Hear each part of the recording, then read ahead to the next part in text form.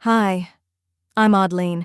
I booked the tickets, paid for the hotels, even upgraded their flights, and then, standing at the gate with my suitcase, I got a text. We thought it was best you stay. No goodbye, no explanation, just the sight of their backs boarding the plane I paid for. I didn't scream, I didn't chase, I canceled everything. 2 hours later, 49 missed calls, and that was just the beginning. They erased me in silence, so I taught them what silence can destroy. Before we begin, where are you watching from? I read every comment. I always believed that if I gave enough, they'd finally see me, not just as the one who shows up with a checkbook, or the one who remembers everyone's birthday or fills in when Celine bails at the last minute, but as family, real family, not a utility. 4.5 years. That's how long it took me to save. I skipped every vacation, worked through holidays, took on overtime projects I didn't need, all so that we could have one beautiful, unforgettable trip together, our first as a full family since Dad passed. Portugal. It was Mom's dream. She used to talk about it like a place out of a fairy tale: coastal towns, warm sun, wine tasting, the cliffs of Lagos. I thought maybe, just maybe, if I made it happen, they'd look at me differently. I handled everything: flights, hotels, excursions, the villa. Celine didn't even know how to pronounce Albufeira until last week, and she's the one who posted about it like it was her idea. That's always been her gift, arriving at the finish line and posing like she ran the race. I didn't mind, not really. At least that's what I told myself. At the airport, I wore the lavender orchid scarf Mom gave me years ago for my 30th. It still smelled faintly like her perfume, J'adore, or something close to it. I tied it with care that morning, thinking it might be the thing she noticed, the thing that made her say, "You remembered." It was just after 8:30 a.m. at DFW. My carry-on rolled smoothly beside me as I navigated toward Gate D23. The energy around me was joyful. Families headed to summer adventures, couples laughing in line for coffee, kids with neck pillows around their shoulders like armor. I checked my boarding pass. Seat 15A, window. I always liked watching the takeoff. Then my phone buzzed. Mom. For a second, my heart lifted. Maybe she forgot something, needed help, or just wanted to say she loved me. The text was short, brutally efficient. We thought it was best you stay. Your blood pressure's been unstable, take care. No sweetheart. No, we love you. No goodbye. I stopped walking. For a moment, I just stood there, blinking at the screen like it would change, like maybe the real message was loading behind it. I looked up. There they were. Celine, wearing her oversized Gucci sunglasses indoors like she was allergic to fluorescence. Mom, holding her floral print tote with one hand and patting little Darcy's shoulder with the other. Clara trailed behind, carrying the pink suitcase I bought her last Christmas. They were already boarding, already laughing, already gone. None of them looked back. I didn't cry, I didn't scream, I didn't ask why. I turned, walked back toward the terminal. Each step felt detached, like I was watching myself from a distance, but inside, something was fraying, quietly, almost surgically. I sat down near an unoccupied gate and opened my phone, pulled up the shared itinerary, tapped delete, no confirmation, just gone. Then, something made me open my banking app, search, Celine, the transactions stacked like bricks. Family airfare, Celine, luggage fee. Dinner Lisbon, gift. Celine, Uber Portugal. It wasn't a few splurges, it was thousands, all in my name, most marked gift, because I was trying to be generous, trying to be wanted. I stared at the screen, feeling the heat creep up the back of my neck, not from shame, from clarity. I walked to the airline desk calmly. "Hi," I said to the woman behind the counter. "I need to cancel 6 return tickets to Dallas." She raised her eyebrows, blinking. 6? Yes, I replied, steady. Full fare. No changes. Just cancel them. I won't be traveling with them anymore. The woman behind the desk blinked at me, confused, maybe even a little unsettled, but she didn't say a word as she processed the cancellation. I thanked her softly, turned away, and walked out of the terminal with nothing but my carry-on and the lavender scarf still tied around my neck. Outside, the Texas heat clung to my skin like a second layer of punishment. I drove back in silence, not even bothering with the radio. It was almost surreal, the way traffic moved like any other day. Unbothered, oblivious. I was half expecting the sky to crack open, or for someone to stop me and say, "Are you okay?" But no. The world didn't know what just happened. Back at my apartment, the stillness felt hollow, like walking into a room after someone's moved out. I dropped my keys on the entryway table, the jingle loud in the quiet. The refrigerator's light blinked once when I opened it, reminding me I hadn't been home in nearly a week. I closed it again without taking anything. I left my suitcase near the door and walked to the kitchen table where the travel folder was still sitting, meticulously prepared, full of flight confirmations, hotel maps, printed restaurant menus, emergency contacts. I had laminated copies for each family member, laminated, as if I believed order and effort could somehow keep people loyal. I didn't sit down. I just stood there, fingertips grazing the folder, scarf still tight around my neck like I couldn't bear to untie it yet. It was the last thing Mom gave me that still felt warm. My phone buzzed. It was almost mechanical, the way I opened it, swiped, tapped into the family group chat I'd built myself 2 years ago. Portugal Summer 2024 was what it had been renamed last month. But the group didn't load. Not a message, not even a system error. Gone, not muted, not archived, deleted. I wasn't blocked. That would have meant they acknowledged I was still part of it, still capable of speaking. No, I was just removed, like an old app they didn't use anymore, as if I had never belonged in the first place. I stared at the blank screen for a long time before finally letting it go and setting the phone down. But before I could even step away, a soft notification flashed across the top. AirDrop request. Chloe iPhone wants to share a video. Chloe was my older niece. I tapped accept without thinking. The video loaded in seconds. It was shot sideways. Typical.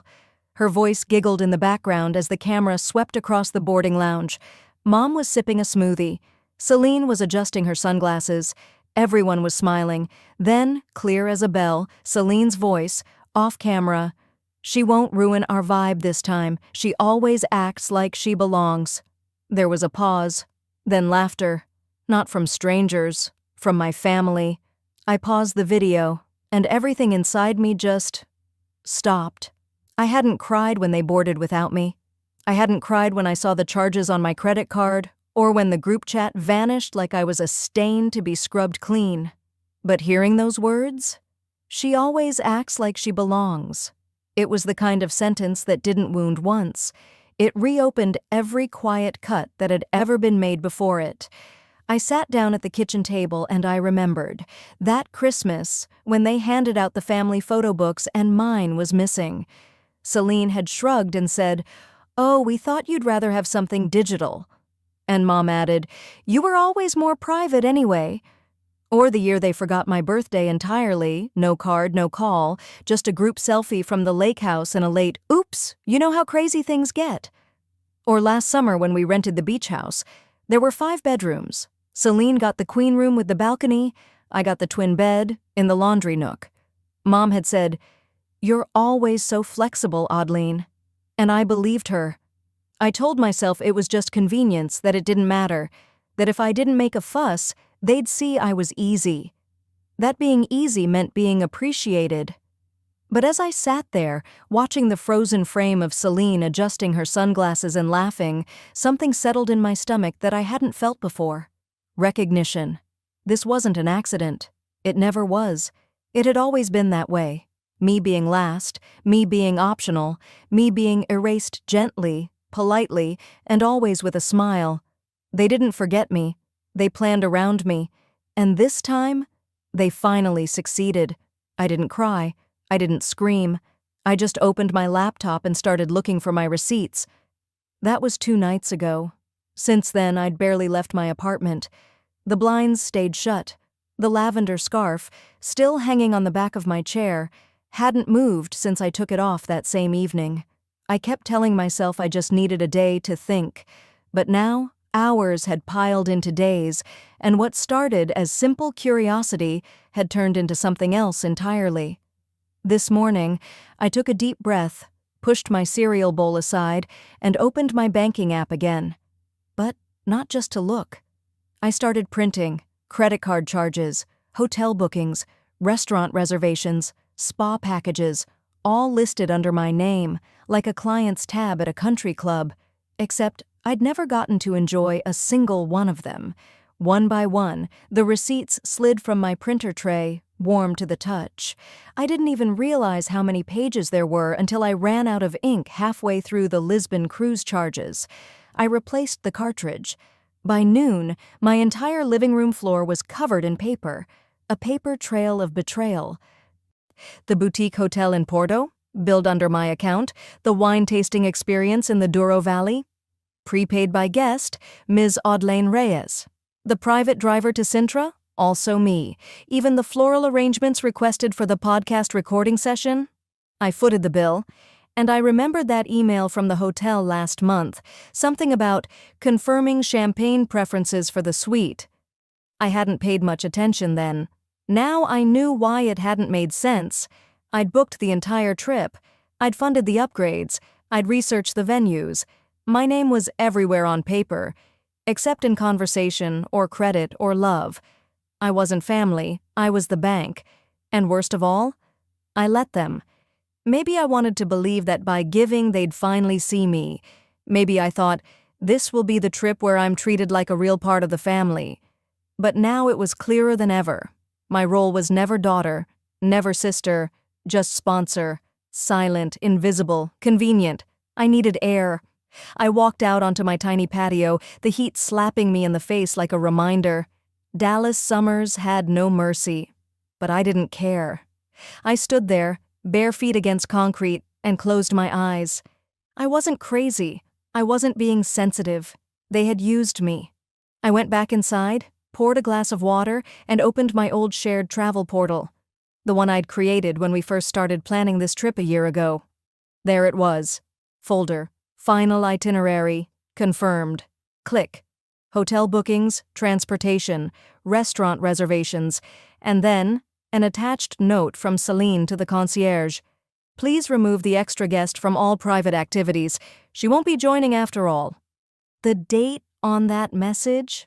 2 days before they left me at the airport, so they hadn't decided spontaneously at the gate. It wasn't about my blood pressure, it wasn't about my well-being. They'd made the call days ago. I kept scrolling. Another file, oddly named Family Brand Visual Deck, Draft 3. I clicked out of reflex, and there it was, Celine's podcast logo all over the first slide, Healing Through Heritage. Photos of Lisbon, romanticized captions, styled outfits, guided meditations by the beach. This journey was transformational, the copy read. It brought us together as women, as family, as survivors. She was marketing it. Using the trip, the one I built, I paid for, as branding material. And there it was again. Her voice. A voice memo synced accidentally to our shared family drive. My iCloud must have auto-downloaded it. I tapped play, bracing. It was Celine. She doesn't need to come, just make her feel like she's contributing. That's all she wants. A laugh followed. Faint, maybe Mom's. That's all she wants. I paused the memo and set the phone down carefully, like it was a shard of glass I didn't want to drop. I looked around the room, at the printed receipts, the laptop screen, the scarf, the travel folder, and then I started laying them out. Not organizing, mapping. I spread the receipts across the floor, lining them up like puzzle pieces, a timeline, a record. This wasn't petty, this was proof. I didn't scream, I didn't curse, I didn't call anyone. I just looked at everything I'd ever done for them, everything they'd taken, and realized I'd never been blind. I'd just been too hopeful to see. I turned off the lights and sat cross-legged in front of my map of paper. My jaw didn't tremble, my hands didn't shake, but my mind, it was awake. And for the first time in years, I wasn't trying to make them proud. I was studying. That night, I didn't sleep. I studied. By dawn, the city outside my window had barely stirred, but I was already on my second cup of coffee. No cream, no sugar. Just black and bitter, like the pit growing in my stomach. I sat at my kitchen table, receipts still spread out like a jigsaw puzzle no one wanted to solve. I didn't need more proof. I had enough to bury them if I wanted, but I didn't want to destroy them. Not yet. I wanted them to know exactly what it felt like, to be dismissed without explanation, to be erased. So I opened a new email account under a different name, nothing dramatic, just a generic handle, speterson.tx. Then, one by one, I began pulling threads. First, the boutique hotel in Lisbon. I crafted a short message, flagged it urgent, and claimed the reservation had been made fraudulently, credit card misuse, potential identity theft. I attached enough documentation to raise suspicion, but not enough to make it traceable. An hour later, the hotel responded, "We understand, Ms. Peterson. We've begun processing the refund." The funds, of course, would return to my card. Next came the river tour company, then the private driver, the wine cellar, the catered brunch on day 3. Each cancellation was surgical, quiet, effective. By lunchtime, their itinerary had become a shell of what it once was, unpaid, unbooked, undone. I said nothing. I just watched the dominoes fall. That afternoon, I finally opened Instagram. I hadn't touched it in days. The login screen felt almost foreign, but I needed to see what they were saying, what lies they were wrapping in filters and hashtags. Celine had posted a photo, all smiles, my mother in oversized sunglasses, the girls in matching linen dresses. The caption read, "Grateful to those who made this dream come true, especially Mom." Mom. Of course. Not a word about me. Not even a whisper. The comments came in like confetti at a rigged parade. "This is beautiful. Family is everything. I needed to see this today. Healing. Healing." I scrolled with fingers gone cold. My thumb hovered over the report post option. Just one tap, and I could flag it for fraud, misrepresentation, anything. But I didn't. Instead, I opened Canva. New project, 8.5 x 11 inches. I named it Truth Comes Quietly. The first page? A photo of the Lisbon booking confirmation, with my name clearly listed under card holder. The second? A screenshot of Celine's message to the concierge. "Please remove the extra guest from all private activities. She won't be joining after all." Each page laid out the truth. Calm, quiet, undeniable. Not for now, but for soon. I stared at the file and let the silence settle. Then I created a burner account and typed a single message, simple, deliberate, sent directly to Celine. "You shouldn't forget the one who funded the whole dream." That was it. 10 minutes later, her story disappeared from Instagram. Gone. As if it had never been posted. The phone rang. It wasn't Celine. It was my mother. The caller ID alone made my breath still. I didn't answer. Instead, her message came through. "Are you okay? I feel like something's wrong." Wrong? Now she felt something was wrong? I read the text twice, then printed it and added it to the growing file, right between the podcast outline and the credit card dispute form. Funny how people only check in when their foundation starts to shake. That night, I didn't say a word to anyone. I didn't reply, didn't engage. I let the silence stretch, wrapping tighter around them like a noose they couldn't see yet, because that's what they counted on, my silence. They mistook it for weakness, but silence is a thread, and once you start pulling, it never stops where they think it will. I gave them one last chance, not because they deserved it, but because I needed to know if I was truly invisible to them. It was a Thursday morning, humid already by 8 a.m., and my phone buzzed as I was folding laundry in the corner of the living room. A FaceTime call. Mom. The last thing I expected. I paused, holding one of my niece's forgotten hoodies in my hands. The tag still had my handwriting on it. I hesitated. For a full 30 seconds, I just stared at the screen. Then, I tapped accept. Their faces popped up, slightly pixelated but painfully clear. Mom sat at a hotel patio table, her sunglasses pushed up like a crown. Celine leaned in from one side, trying too hard to look casual. The girls were in the background, sipping smoothies and pretending not to notice. Mom spoke first. "Hi, sweetheart. We just wanted to check in, see how you're doing." Her tone was soft, carefully measured, the same voice she'd use if she was testing a room's temperature before stepping in. I tilted the phone slightly, enough to keep the light behind me, and replied evenly, "I'm fine. You said it was best I stay. I trust your judgment." There was a beat of silence. Then Celine forced a little laugh. "Oh, come on, Adeline. Don't be like that." "Like what?" I asked, with a tone so still it barely felt like mine.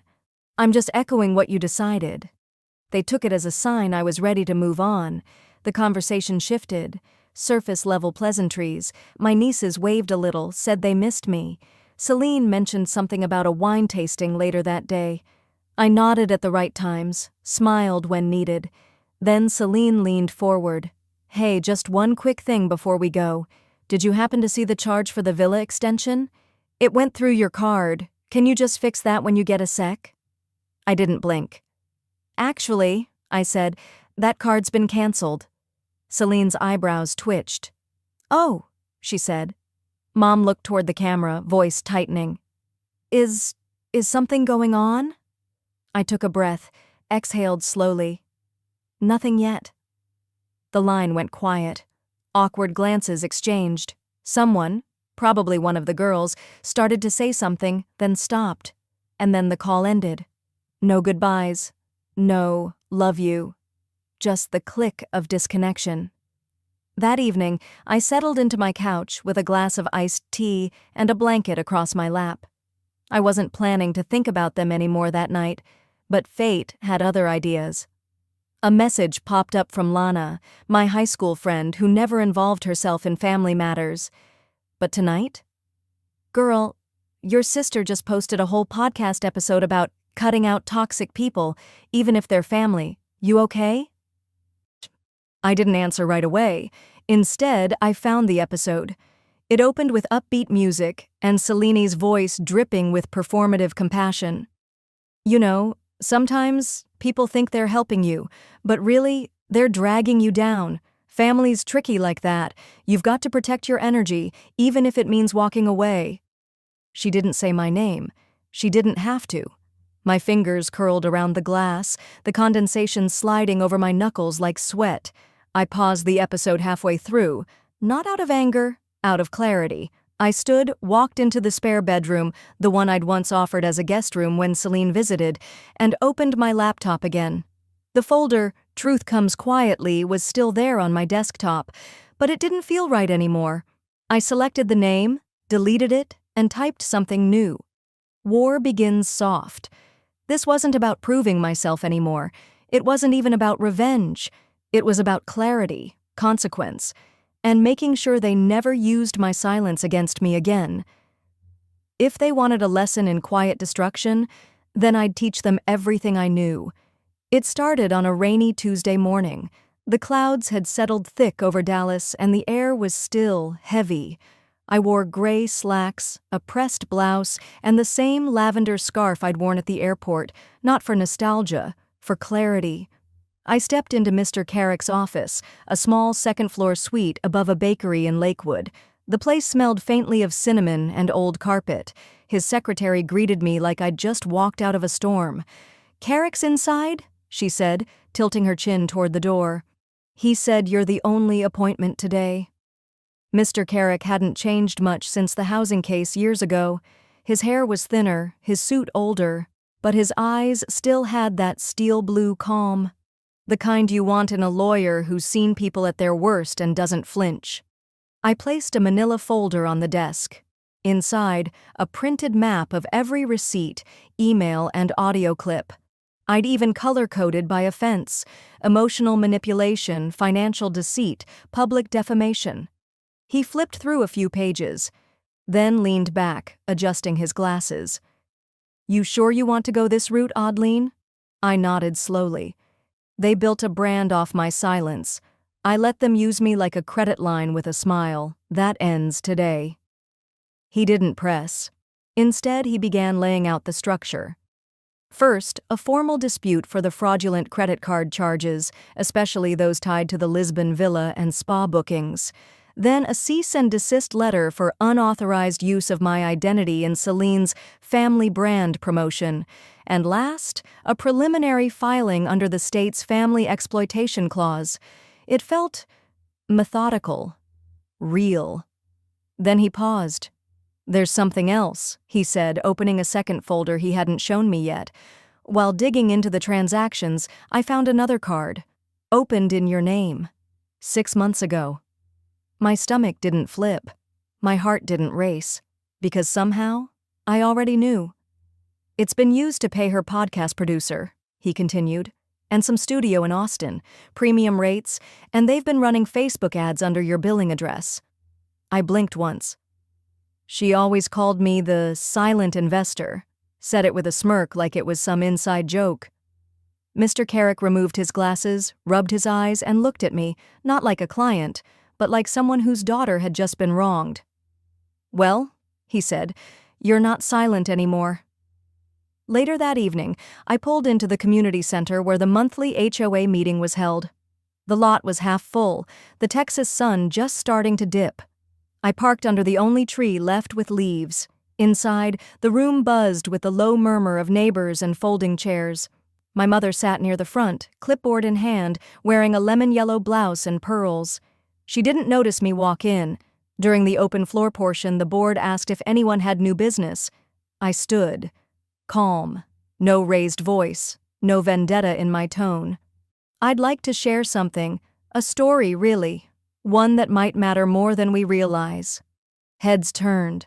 My mother looked up, smile frozen. I continued. "Sometimes in families," I said, "there's a person who always pays, not just money. They pay in silence, in effort, in erasure." I held up a printed document, just one of many I'd prepared. Sometimes that person's name is used without permission, their finances exploited, their trust used as currency. I didn't say Celine, I didn't say Mom, I didn't have to. A murmur moved through the room.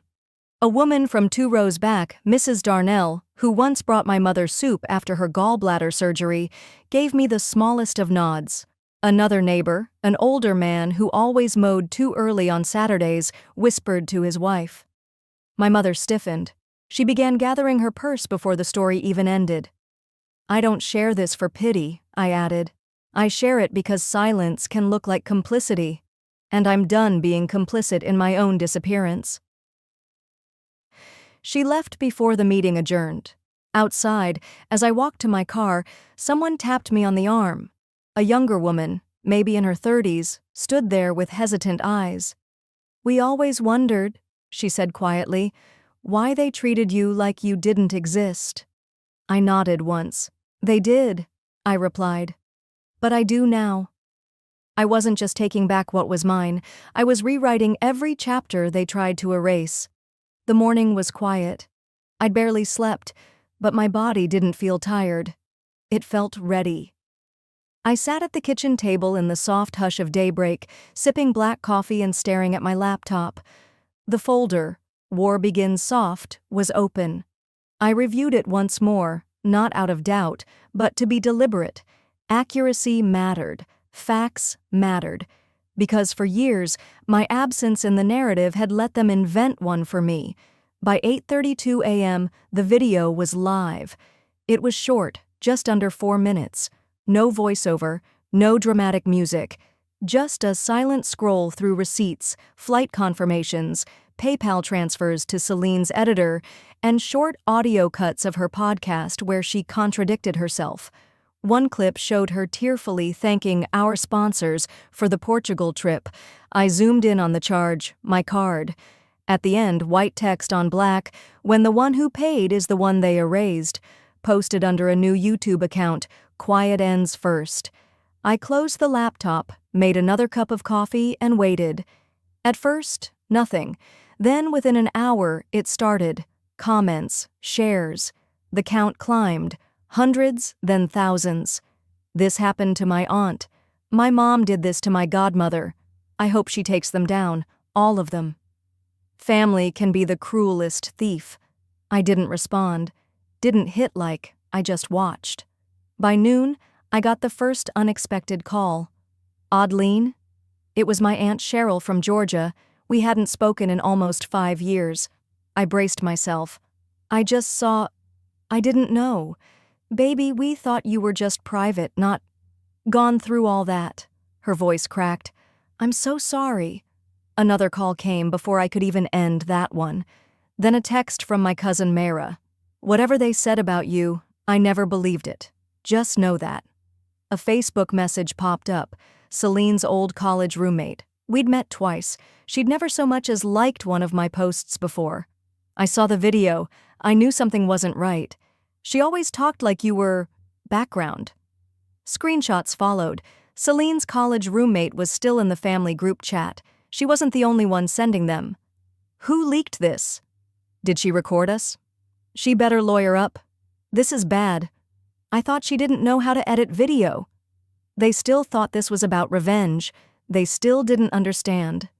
That evening, I walked 2 blocks to the corner Walgreens to pick up printer ink.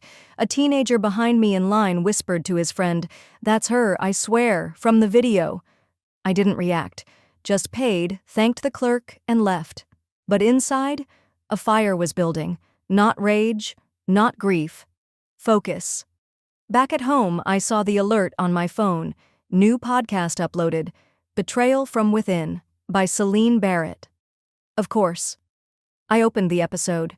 Her voice played through my kitchen speaker, artificially soft and stretched like warm taffy. I've been through so much these past few days, she said. It's hard when the people closest to you twist reality to hurt you. I have a family member who's been emotionally unstable for years. It's not her fault, but she's been mismanaging the truth, painting herself as the victim. She sniffed. Whether real or for effect, I couldn't tell. It's heartbreaking. I just hope one day she finds peace. I didn't flinch, didn't yell, I just smiled.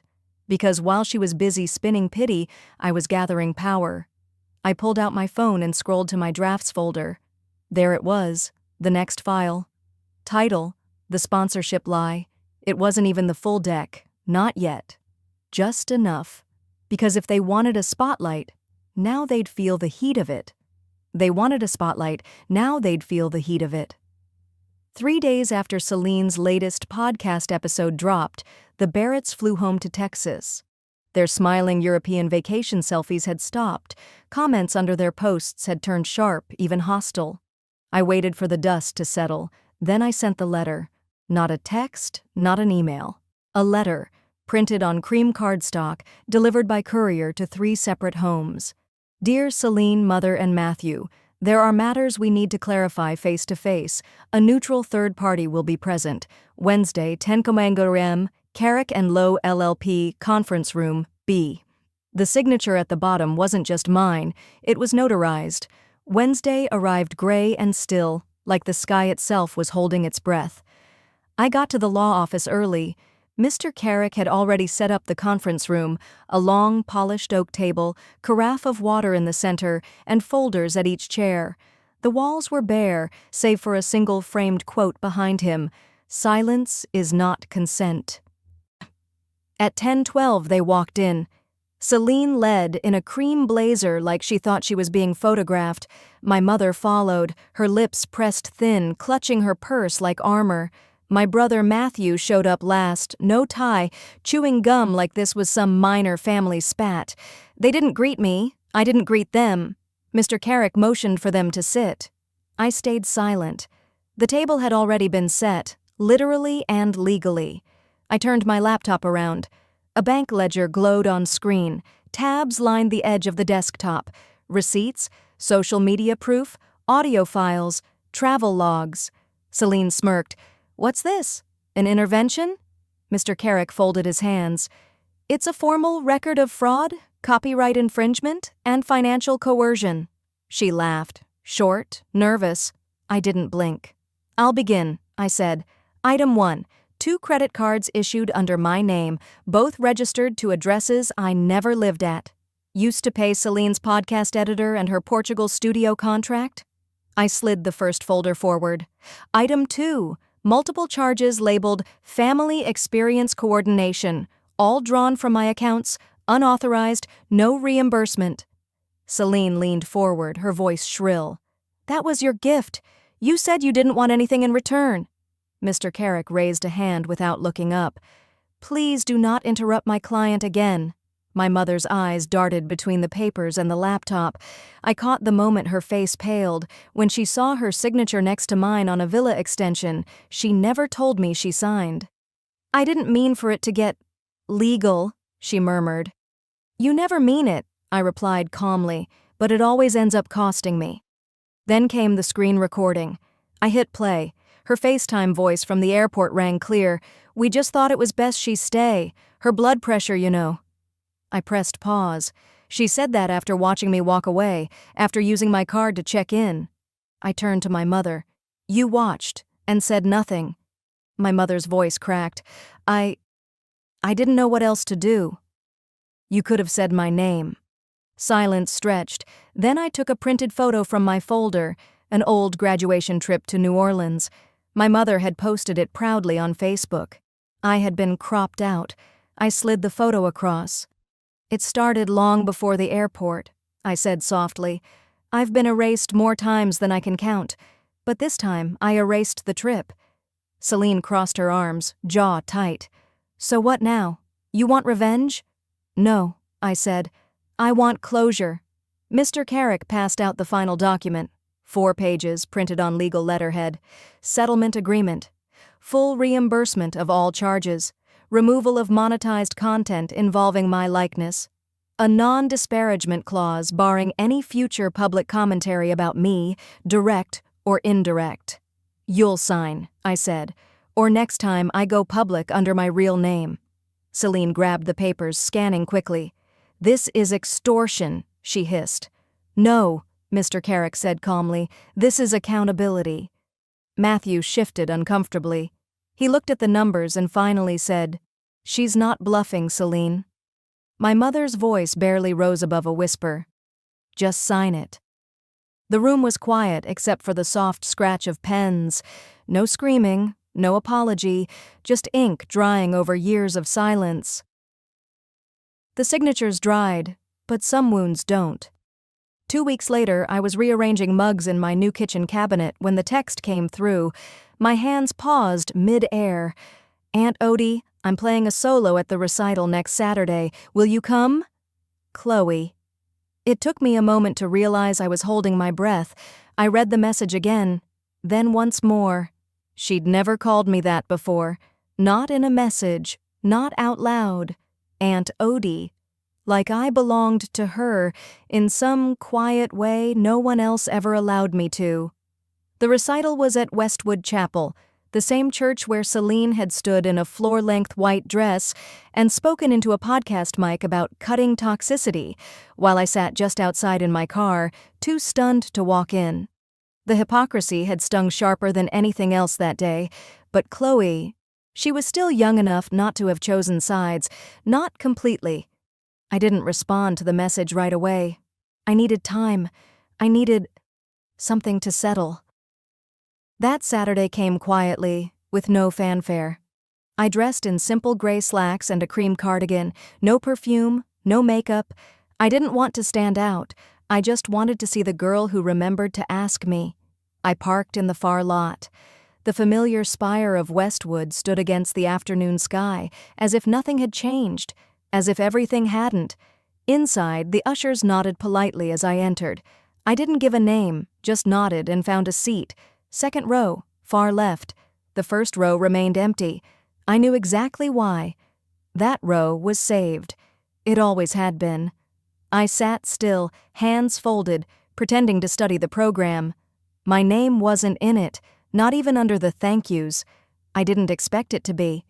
A few minutes later, I heard familiar footsteps. The trio, Mom, Celine, and Matthew. They moved like a well-rehearsed act, Celine in structured beige, Mom in her cardigan with the pearls, and Matthew trailing behind, phone in hand. They scanned the rows. Celine's eyes landed on mine. A flicker, then gone. They didn't wave. Neither did I. The lights dimmed. Silence fell. Chloe walked onto the stage. She looked taller than I remembered, confident in a quiet, earnest way. Her dress was pale blue, hair pulled back in a ribbon. She held her violin like it was an extension of her, not just an instrument. Our eyes met for a second. I smiled. She blinked, then gave the faintest smile back. She played like it meant something, like she had someone she wanted to reach. And maybe, just maybe, she did. Afterward, people clapped, stood, chatted politely as they filed out. I stayed seated for a moment longer, let the sound drain from the room. Then Celine stepped toward me. "You didn't have to come," she said, voice low. I looked up. "I didn't come for you." She opened her mouth, closed it, walked away. A few seconds later, Mom approached. She looked smaller than I remembered, frailer, like whatever weight she'd carried for the family had finally started to sag on her. "Maybe someday we can talk," she said gently. I held her gaze. Some bridges aren't meant to be rebuilt. She nodded once, looked toward the stage. She played beautifully. "She did," I said, and meant it. I walked out alone, past the flower arrangements, the poster board programs, the lingering scent of lemon polish in the pews.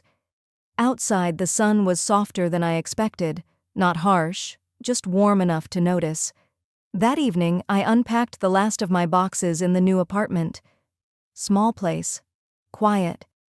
But it faced west, and the light poured in at just the right angle when the sun set. One box remained on the table, marked in black ink, Echoes. I opened it slowly.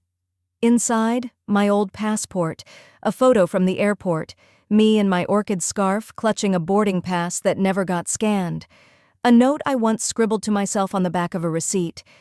One day, they'll realize what they left behind. I read it once, then again, and then I lit a match. The flame danced for a moment before curling the edges, turning memory to ash. I stood by the window as it burned, arms crossed, quiet. A neighbor walked by with a terrier. He looked up, gave a friendly wave. I waved back. There was nothing left to say. Some families love you in ways that look like erasure, but I've learned, being left behind doesn't mean you're lesser. Sometimes it means you're freer, and freedom is the seat I chose instead.